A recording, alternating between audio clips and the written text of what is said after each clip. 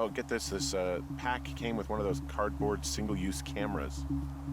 With pictures left? There's a lovely feature in the PC version of Firewatch. You can go around taking pictures in the game world, like this, and after you finish the game, you can order physical prints of the pictures you took and have them delivered to you. Firstly, that's really cute, but second, it's incredibly cool how you can take this game world someone else has made and make a part of it your own. You helped create these prints, which isn't something many games give you the chance to do. It gives you a chance to take ownership of some of the game, and it makes you think differently about the camera. Most of the time when you think about a camera in a video game, it's a functional thing. It's the thing you control, or not, as you play, helping you see the action and little else. And sure, they can be cinematic, they can get water or blood spatters on them, they can do different things with depth of field, but really that's just set dressing for something purely mechanical. But then there are those games that do something a bit different, a bit special, like Firewatch. Or something a bit self-indulgent. Maybe that should be selfie-indulgent.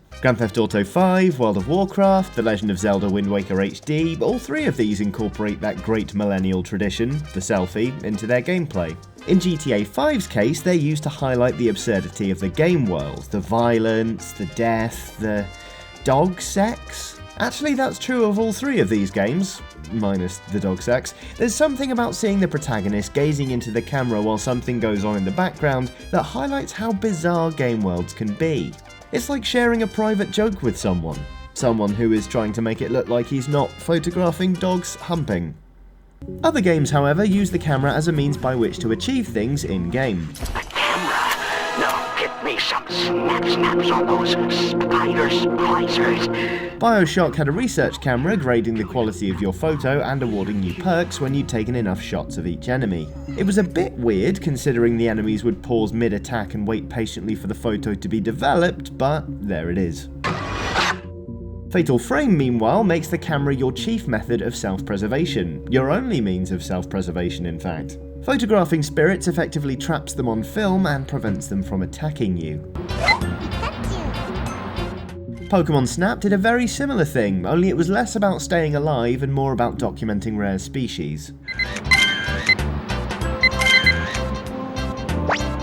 Pokemon Snap's on-the-rails gameplay was a refreshing take on the series actually, adopting the take nothing but photographs, leave nothing but footprints approach to tourism. Surprising really when you consider the series' normal motto, take absolutely everything, especially if it's endangered, then make it fight something.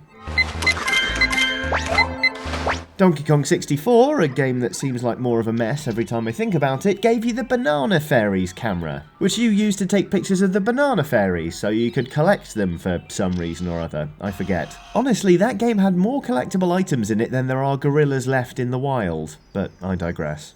Game cameras can be many things. They can be functional, self-indulgent, hilarious, and, as Firewatch has helped prove, they can be poignant.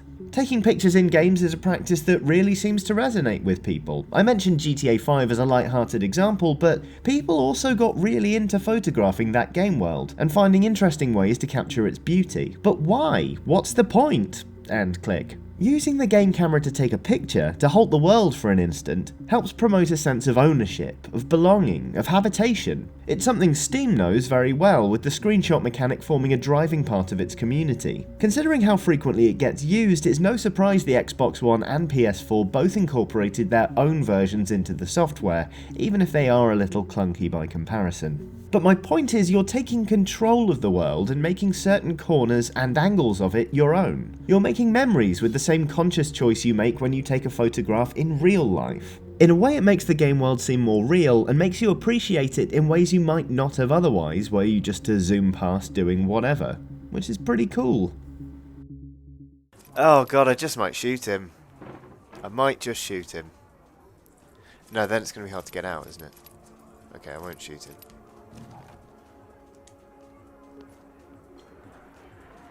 Let's throw a coin. Hey, who the hell are you? Oh no. Oh, that's the worst thing I could have done. Excuse me.